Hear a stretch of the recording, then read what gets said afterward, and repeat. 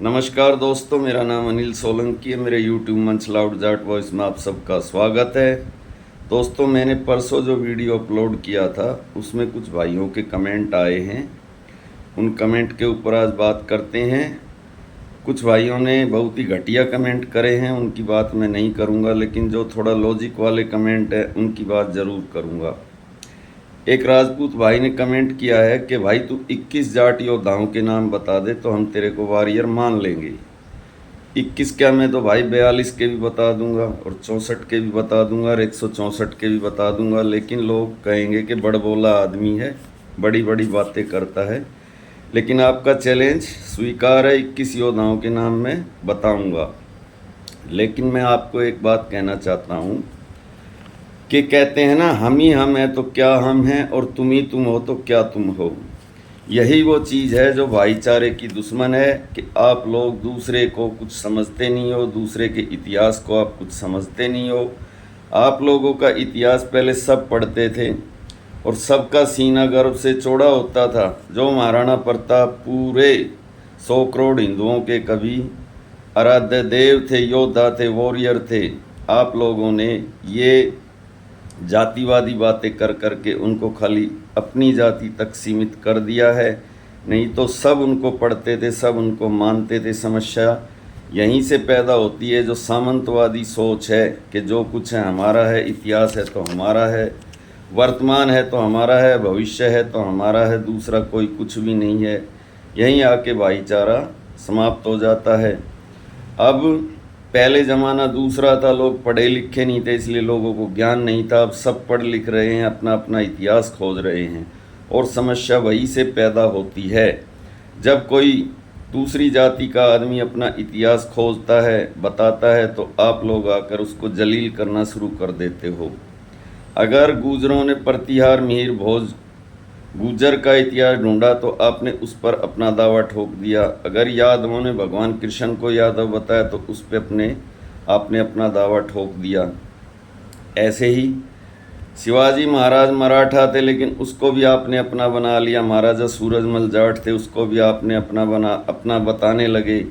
और राजभर एक जाति है, पिछड़ी जाति है, सुहेल देव उनके एक योद्धा हुए हैं, उसको भी आप अपना बताते हैं। यही वो बात है जो कि समाज के अंदर एकता नहीं होने दे रही है। अब मैं कुछ भाइयों के कमेंट लेता हूँ। एक भाई ने ये कमेंट किया कि नीचे एक भाई कमेंट कर रहा है कि ये लोग बहुजन समाज के योद्धाओं के खिलाफ हैं। तो एक भाई ने नीचे कमेंट किया कि जाट तो बहुजन समाज को चारपाई पर ही नहीं बिठाते। तो उस भाई को मैं एक ही बात कहना चाहूँगा कि वो ज़माने चले गए जब जाट बहुजन समाज के लोगों को चारपाई पर नहीं बिठाते थे। आज पढ़े लिखे जाट हैं, वो सब समझते हैं कौन हमारा साथ देता है, कौन हमारा साथ नहीं देता है। जब हमारी बहन बेटियों की इज्जत का सवाल था, बृजभूषण वाले एपिसोड की मैं बात कर रहा हूँ, तब इन्हीं बहुजनों ने हमारा साथ दिया था। भीम आर्मी के चंद्रशेखर रावण ने आकर हमारा साथ दिया था। तो अब हमको पता चल गया है कि कौन हमारा दुश्मन है और कौन हमारा दोस्त है। अब वो गलती कोई जाट नहीं करेगा। अब बहुजनों से कोई जाट नफरत नहीं करेगा। बहुजन हमारे भाई हैं और जो हमारा साथ देगा वो हमारा भाई है। एक भाई ने ये कमेंट किया कि जाटों ने मराठों का साथ नहीं दिया पानीपत की तीसरी लड़ाई में। महाराजा सूरजमल ने मराठों के साथ लड़ाई में हिस्सा नहीं लिया, ये बात बार बार लोग कहते हैं। तो वो तो भाइयों उसके तो ऐतिहासिक परिप्रेक्ष्य हैं, कई वीडियो में मैं बता चुका हूँ। लेकिन मैं आपसे पलट के सवाल पूछता हूँ कि मिर्जा राजा जयसिंह ने तो शिवाजी महाराज के साथ बाकायदा युद्ध किया था, उनको पुरंदर की संधि करने पर मजबूर किया था, औरंगजेब की तरफ से युद्ध किया था। उनको अपने 35 किले औरंगजेब को देने पड़े थे। अपने बेटे संभाजी महाराज को उनका मनसबदार बनाना पड़ा था। तो अगर एक उंगली आप हमारी तरफ उठाओगे तो आपकी तरफ भी उंगली उठेगी। एक भाई ने वो पुरानी बात कही कि सिंध के दाहिर राजा से जाटों ने गद्दारी करी। तो भाई अगर ज्ञान बांटो तो पूरा बांटो। Little knowledge is dangerous thing. आपको दाहिर राजा का इतिहास पता है? ये 7वीं शताब्दी की बात है। दाहिर राजा एक ब्राह्मण राजा थे और अरब के खलीफा के साथ उनका युद्ध हुआ था।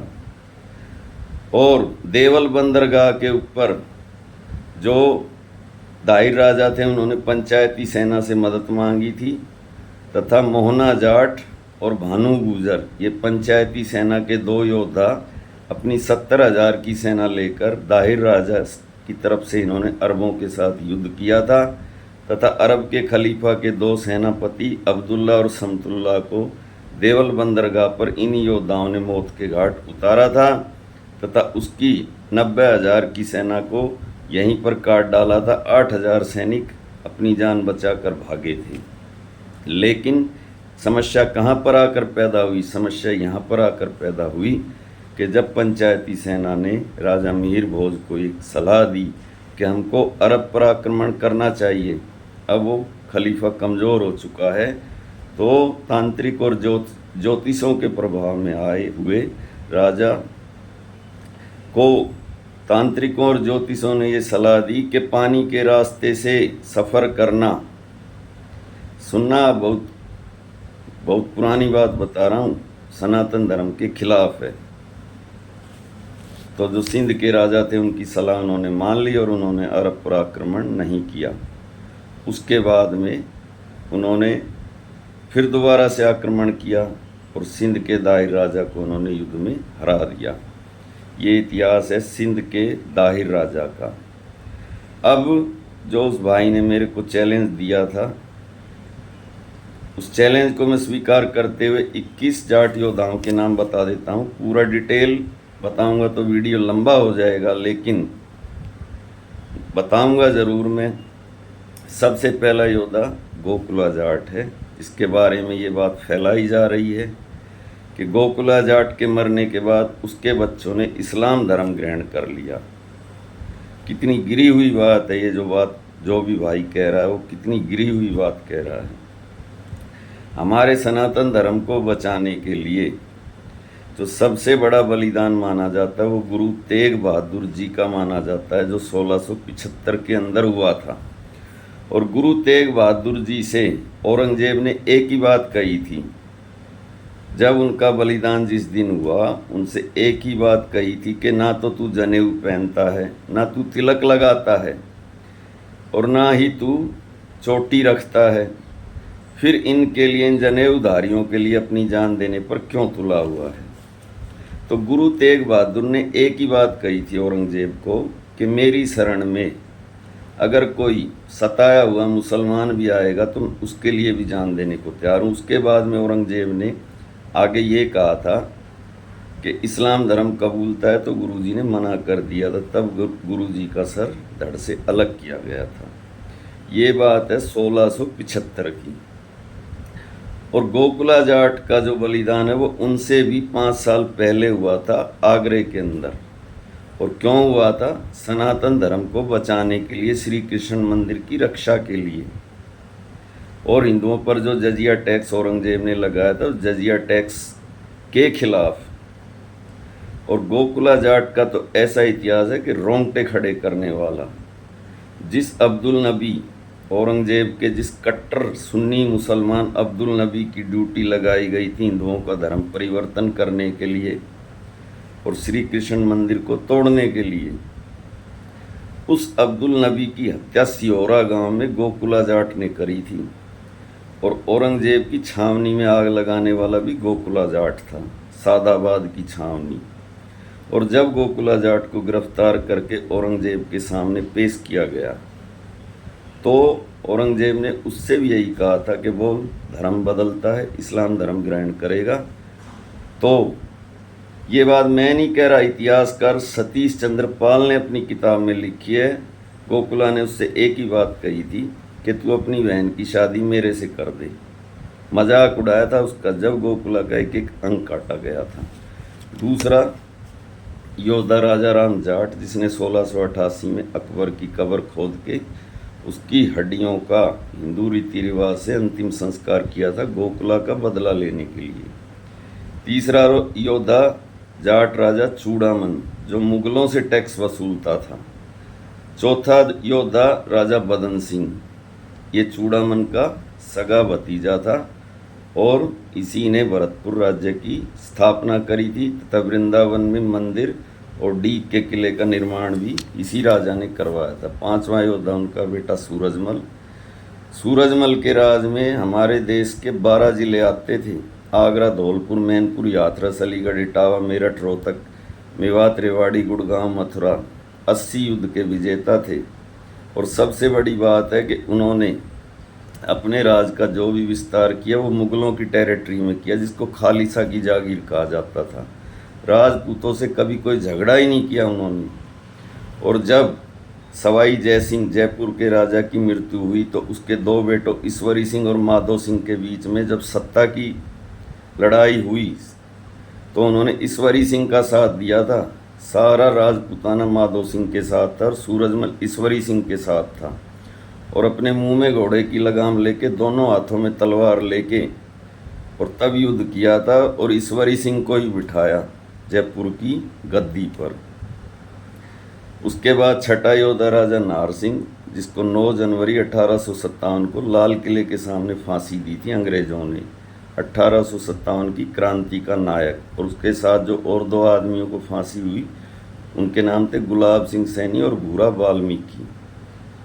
7वां योद्धा जवाहर सिंह, जो कि महाराजा सूरजमल का बेटा था। 1764 में दिल्ली पर उसने हमला करके लाल किले के किवाड़ उखाड़े थे। 8वां योद्धा राजा महेंद्र प्रताप, जिसने 1915 में आज़ाद हिंद फौज की स्थापना करी, अफगानिस्तान में भारत की पहली निर्वासित सरकार बनाई और उसके राष्ट्रपति बने। और ये मुरसान रियासत के ठेनवा गोत्र के राजा थे। 10वें योद्धा वीर तेजाजी, इनसे बड़ा कोई गोरक्षक नहीं हुआ, ये राजस्थान के लोक देवता हैं। 11वां योद्धा हरवीर गुलिया, जिसने जो जोगराज गुर्जर का उपसेनापति था और जिसने तैमूर लंग की छाती में भाला मारा था। उसके बाद तैमूर लंग घायल होकर अपने देश उज्बेकिस्तान भाग गया था, जो हरिद्वार नगरी को नष्ट करने के उद्देश्य से भारत में आया था। 12वां योद्धा रामलाल खोखर, जिसने मोहम्मद गोरी का सर कलम किया था और गौर साम्राज्य का अंत किया था। 13वां योद्धा जाटवान मलिक, जिसने हांसी के किले को घेर कर कुतुबुद्दीन ऐबक के सेनापति नुसरत-उद-दीन की हत्या करी थी।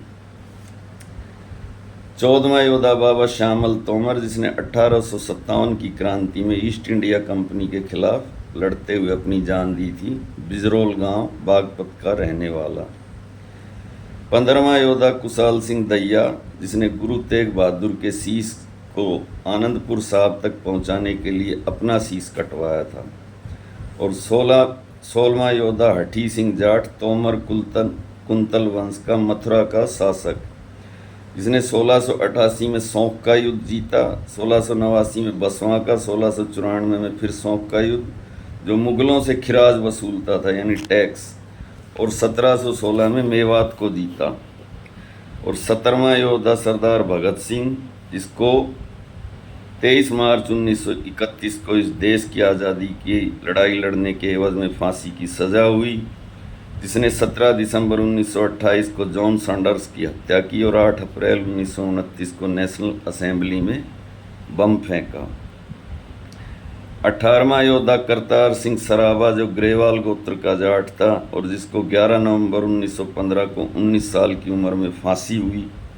19वां योद्धा महाराजा रणजीत सिंह, कोहिनूर हीरे का मालिक, 40 साल तक जिसने पंजाब पर राज किया और जिसके राज में हिम्मत नहीं पड़ी अंग्रेज़ों की कि वो पंजाब को अपना गुलाम बना लें, जिसका राज काबुल और कंधार तक था और जिसने पठानों के ऊपर राज किया।